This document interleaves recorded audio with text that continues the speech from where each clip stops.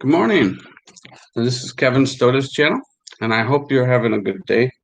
I'm still going with my COVID-19 haircut. Um, Simplify your financial life when it comes to paperwork and keeping track of your account. Less is more useful. This is by Alan Roth. It's printed in a recent AARP magazine. At the bottom of the page, it notes that uh, uh, we have a lot of accounts. It says the average American has almost 3 bank accounts or credit union accounts. Uh, Average American has 4 to 5 credit cards. An average American has about 2 IRAs and 401ks and 7 mutual funds. This article by Alan Roth indicates ways to reduce the clutter. When you're trying to focus on what's important in life, financial and otherwise, clutter is your enemy. It sounds like feng shui or something out of Chinese meditation, but it is important for you when you're working on your life and your financial situation too. The more accounts, monthly statements, and investments you have, the harder it is to see the big picture of your finances. Complexity makes it easier to lose track of your money. It creates more paperwork at tax time, and it shows greater confusion for your older self and for your loved ones. Plus, those multiple accounts may be costing you unnecessary fees. With all the IRAs, bank accounts, and credit cards you've accumulated over the years, financial clutter may have crept upon you. Here's how and how much to trim it back now. Okay. First of all, credit cards. Trim it back to 2 cards. Why? One is to use day to day, and you really need only one. The second card is for storing somewhere safe at home so you don't get stuck if you lose the first one. That backup card should be from a different issuer than the company that offers your primary card. Suggests consumer advocate and radio host Clark Howard, in case one or the other lowers your credit limit or even cancels your card. Why not more than 2 cards? The more you have, the harder it is to track your spending, says Dan Ariely, a Duke University economics professor. How do you do this? Simply go online or call the issuers to cancel your cards you rarely use. If you have any automated payments charged to those cards, such as phone or cable service, switch the automated payments to a card you plan to keep. Then cut your old cards into confetti before tossing them. However, as illogical as this may sound, whittling down the number of credit cards you hold can hurt your credit score. This is typically only temporary, though. The impact may linger if you have large balances on your remaining cards. You can estimate the impact of closing an account by using a score calculator on a free credit monitoring website such as Credit Karma or NerdWallet.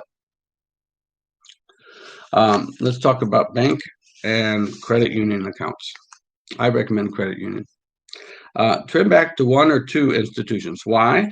It makes sense to have a local brick and mortar bank for in-person deposits and withdrawals, but any money you park there will probably pay you very low interest now and in the next few years because interest rates are so low. That's what your second bank is for, an online bank that will likely pay a better interest rate.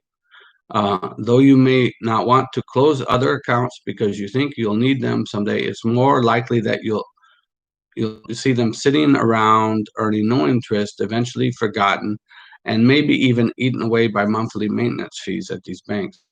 How do you do all this? As with credit cards, you may have given a company such as your cell phone provider permission to debit your account, so making any necessary changes before you close that have the financial institution send you a check for your balance, and to avoid any unpleasantly surprising monthly fees, ask for confirmation that the account has been closed. If you end up with 2 accounts, link them so you can send money back and forth relatively quickly. However, you may have good reason to have more accounts, such as needing to separate funds for estate planning purposes. Still, you can often just add an account at a current bank rather than going elsewhere to open such an account. Fine. Third, let's talk about individual retirement accounts, like IRAs and 401ks. Let's first of all trim back again to 1 to 4 accounts. Why? If you collect too many tax advantage retirement accounts and too many different investments in those accounts, you end up with a jumble that makes it harder to manage your portfolio and your withdrawals. So consolidating them makes sense with one major caveat. You don't want to combine traditional accounts and Roth accounts. Traditional IRAs and 401ks typically contain contributions you didn't pay taxes on up front. Instead, you pay taxes when you pull funds out. Roth IRAs and Roth 401ks are pretty much the opposite. You paid all your taxes before you deposited your money, so you generally won't have to pay taxes on withdrawals. But if you combine Roth accounts with traditional accounts, you could pay taxes twice on the same money. How? Aim to move your investments into an account that offers the lowest fees, compare the expense ratios of the funds on the menu, and the most diversified funds. This might be your 401k, especially if you're in a large plan, or it might be an IRA at a major mutual fund company.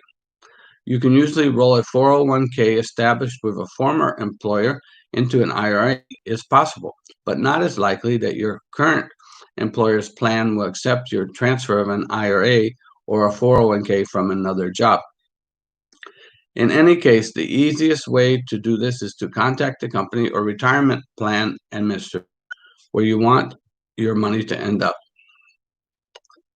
That firm will help initiate the transfer. Always do what's known as a direct custodian to custodian transfer, meaning that any checks are made out to the receiving institution and not to yourself. Otherwise, with a slight mix-up, you might pay some heavy taxes. However, you may need to sell some or all of the securities and accounts you close and transfer cash instead. Unfortunately, there's a risk that in the stretch of time between when you cash out and when your reinvestment is issued in a new account, you'll miss out on a major market rally. Then again, you might miss a crash. Taxable accounts is the fourth area we're looking at. First of all, trim back to one investment account and fewer investments. Why? Having fewer accounts and fewer investments within those accounts makes it far simpler for you to see your entire portfolio. How? Move investments to a brokerage offering lower or no fees, so you don't have to sell your securities and repurchase them at your new brokerage. Consider telling the firms receiving the assets that you want to transfer them in kind. The brokerage will start the process. You might also simplify by investing in a few broad, low-cost index funds, and I will share that in a minute, what those are about. However, it's possible that the new brokerage can't hold a security you now own. If one or two fall into that category, you can either keep those at your old custodian or sell them. Okay. Alan Roth has worked as a financial planner for more than 20 years. And I don't know if he gave his name to the Roth IRA or not, or his family did. I'm gonna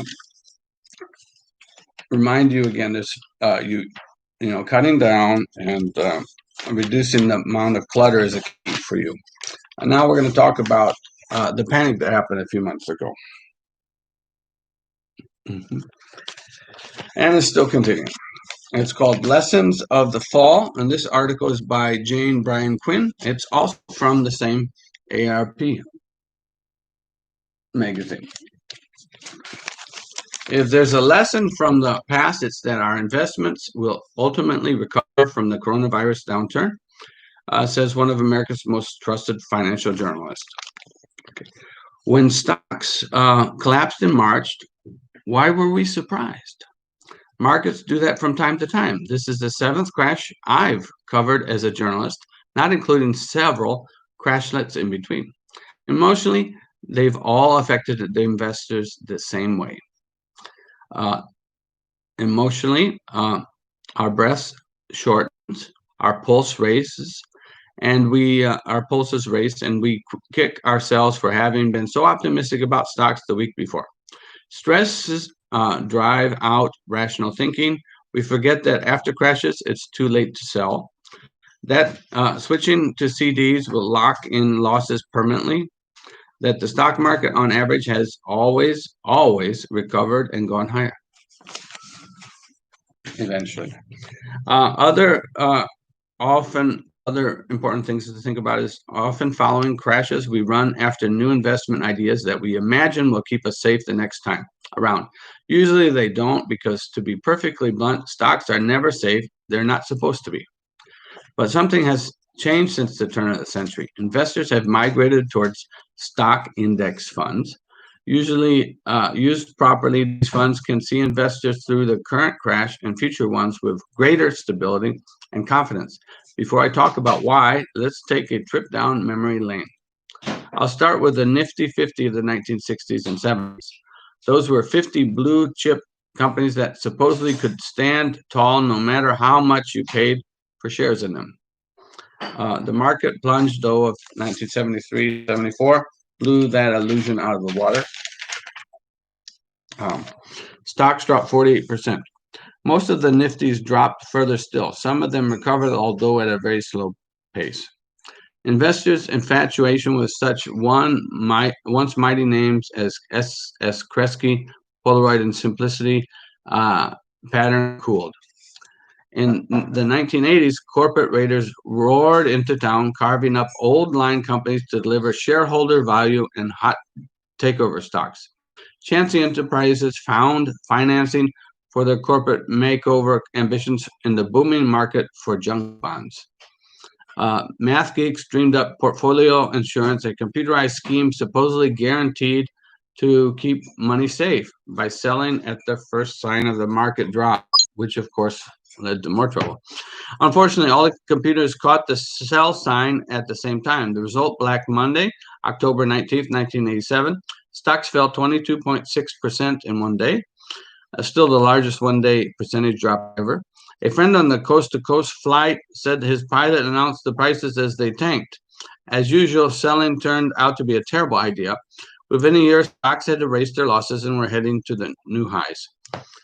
.com highs, namely, as the 1990s progressed, investors clamored for initial public offerings or IPOs for a parade of tech companies whose prices sometimes doubled or tripled in a day. When I talked to investors during those bubble years, no one wanted to hear about prudent asset allocation or mutual funds. Some .coms, notably Amazon, showed staying power. Others vanished in the 2000 tech stock crash, which sliced the broader market in half. Things like Pets.com, the poster child for the fad, traveled from hot IPO to bankruptcy in just 9 months. In the 2000s, investors began to lose faith in brokers, big-name mutual fund managers, and individual stocks. Real estate, the new sure thing, crashed in 2006, ushering in financial crisis. From 2007 to 2009, stocks were down by half. Wary investors quit speculating. Money began to pour into, yes, simple, low-cost index funds followed the broad markets as a whole. Decades of testing showed that on average, they outperformed funds run by high-priced investment managers. They almost certainly beat a random collection of individual stocks. Investors discovered asset allocations too. They put some money into stock funds and some into bonds. Funds cushioned your losses in stocks. And I will show you a quick history of crashes. There's the 1973 one, 1981, 1987, and we could go on.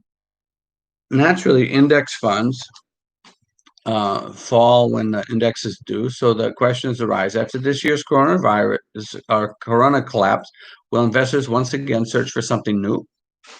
I hope not. Individual stocks might fail, but the broad market never does. Past crashes have been just a blip in a rising market. By one calculation, downturns since 1950, on average, have taken a little over 2 years to recover each time. If you reinvest dividends. Personally, I add to my stock index funds in March. If I had been obligated to take a required minimum distribution from my IRA this year, none of us has to. The government waived their NRMDs for 2020. I would have drawn from my bond funds, principally treasuries, which rose in value while waiting for the stocks to recover. If I had a 401k, I would keep putting money into it. It's never the end of the world. Stock and bond index funds plus patience always wins. Like the turtle, huh? Okay, anyway, there's other crashes going all the way up to the present time. So crashes happen every few years, and I don't think you should put all your money in the stocks or finances anyway. Be sure to manage your money well. Reduce the number of credit cards and banks and where you've put your funds. I want you to give me a thumbs up if you could. And also, if you consider subscribing, I'd like you to subscribe to this account if you enjoyed the material we've covered today. Check out our other stories and other points of interest or advice I've been sharing from writings of the day. Again, have a subscribe to the channel.